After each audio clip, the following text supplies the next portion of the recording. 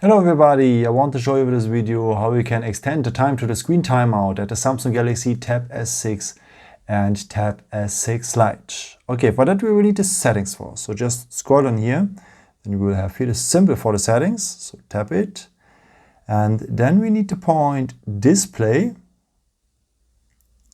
and here we will need to point screen timeout. You can see already the default settings are 30 seconds.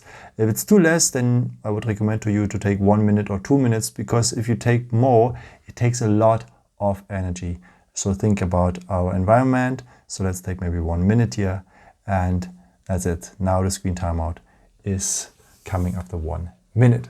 Yeah, I hope I could help you with this video and answer your question. And maybe if you want, you can leave me a nice comment or give me some thumbs up. That will be very helpful for my videos. Thank you so much for. And I've created also some other videos if you're interested in, or maybe just subscribe me if you haven't done it before.